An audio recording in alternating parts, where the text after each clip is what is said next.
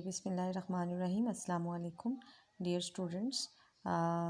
आज का जो हमारा टॉपिक है that is industrial preparation of fluorine. ठीक है, फ्लोरीन जो है इसकी प्रेपरेशन का टॉपिक जो है वो आपके सिलेबस में इंक्लूडेड है।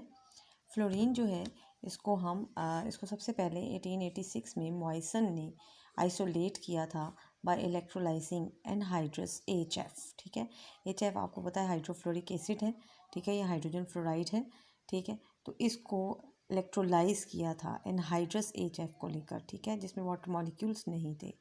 Okay, fluorine could not be prepared pure due to its reactivity for long time till 1886 when Moissan isolated it by electrolyzing anhydrous HF। ठीक है, तो अकरेंस इसकी ये है कि इसके दो सोर्सेज हैं, फ्लोरोस्पार एंड क्रायोलाइट।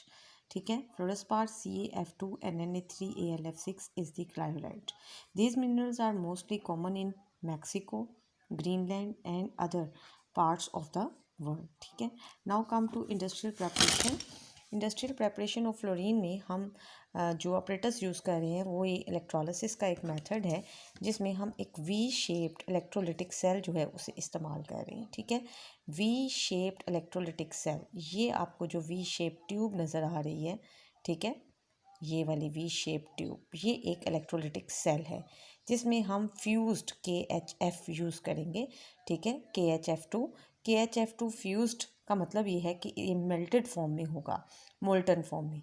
हम KHF2 भी यूज़ कर सकते हैं जिसका मेल्टिंग पॉइंट 227 डिग्री सेल्सियस है, या फिर हम KF और 3HF का मिक्सचर यूज़ करेंगे जिसका मेल्टिंग पॉइंट 54 डिग्री सेल्सियस है। Generally we use fused KHF2। ठीक है, और इस जो आपके पास वी शेप्ड इलेक्ट्रोलिटिक सेल है, इसके अंदर ऑब्वियसली एनोड और कैथोड है। ठीक है, आपके पास ये जो है ये वाली ट्यूब, इस साइड वाली ये कैथोड है, और कैथोड भी होगी रिडक्शन का मतलब है गेन ऑफ इलेक्ट्रॉन।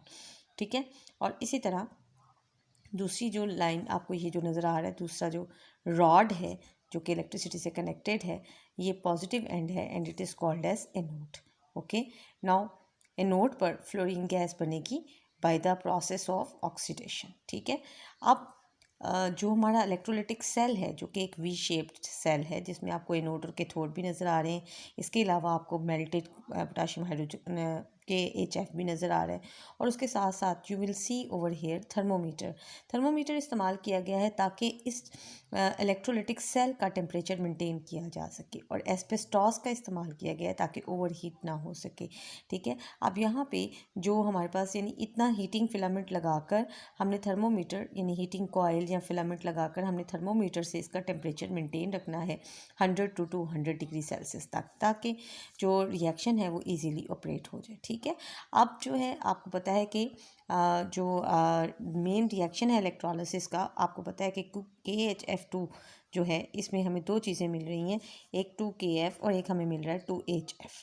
जो KF है वो इलेक्ट्रोलाइज हो तो K पॉजिटिव एंड फ्लोराइडाइंस बनाएगा, जबकि HF अगर इलेक्ट्रोलाइज हो तो फिर ये बनाएगा hydrogen ion and fluoride ion.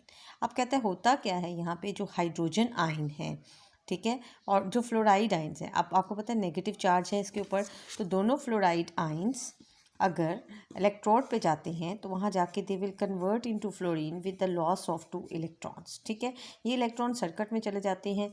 जैसे कि यहाँ पर क्या रिएक्शन होगा, यहाँ पर यही रिएक्शन होगा कि fluorine will accept loss electron and will convert into fluorine gas. जो फ्लोरीन गैस यहाँ बनती है, it may attack on the cell of the electrolyte, लेकिन इस चीज़ को प्रोटेक्ट करने के लिए कैल्शियम फ्लोराइड वगैरह और कॉपर की ये रॉड्स हैं, यानी जो हमने इलेक्ट्रोलिटिक सेल इस्तेमाल किया है वो इलेक्ट्रोलिटिक सेल कॉपर का बना हुआ है। ठीक है, यानी ट्यूब जो बनी हुई है ये वाली, ठीक है, वी शेप ट्यूब। और इसके अलावा हमें पता है कि फ्लोरीन हाईली रिएक्टिव गैस है, तो लिहाजा इस रिएक्टिविटी को बचाने के लिए हमने यहाँ पर CF2 की कवरिंग की हुई है ताकि जो है फ्लोरीन ज़्यादा अटैक ना करे और फ्लोरीन गैस की फॉर्म में इजीली एक्सट्रैक्ट की जाए। जैसे आप बुक में पढ़ेंगी, मैं अभी आपको बता भी देती हूँ।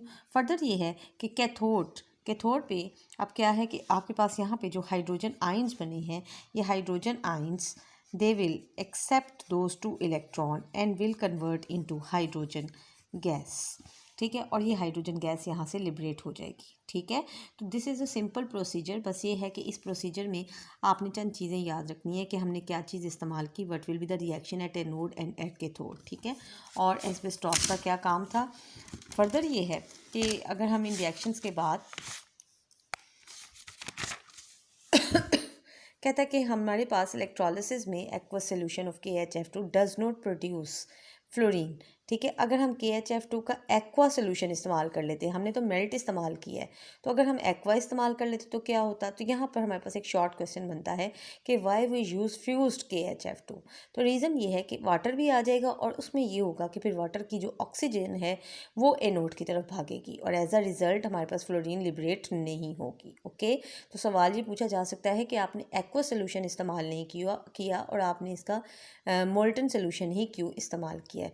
इसके अलावा कंस्ट्रक्शन में आप एक नया वर्ड पढ़ेंगे, मोनल मेटल्स। तो मोनल मेटल्स जो हैं they are nickel copper alloy. ठीक है, तो ये जो ट्यूब वी शेप ट्यूब है ये इसकी बनी हो सकती है। ठीक है, फर्दर ये है कि आप सारा पढ़ लीजिएगा, अगर आपको कोई क्वेश्चन करना हो तो आप उसको पूछ सकती हैं। फ्लोरीन की प्रॉपर्टी ये है कि ये पेल ग्रीनिश येलो गैस है जिसकी पंजेंसी और डर होती है, यानी स्मेल होती है, Aldous poisonous less than HF, लेकिन पॉइजनस है लेकिन HF से लेस है। ठीक है, तो लिहाजा ये आज का आपका टॉपिक था। ठीक है, और ये सिलेबस में इंक्लूडेड भी है, इसे आपने अच्छी तरह लर्न करना है। ऑपरेटर्स, कंस्ट्रक्शन, डायग्राम और ऑपरेटर्स और प्रोसीजर विद रिएक्शंस आपको ये लर्न होने चाहिए। ठीक है, ओके।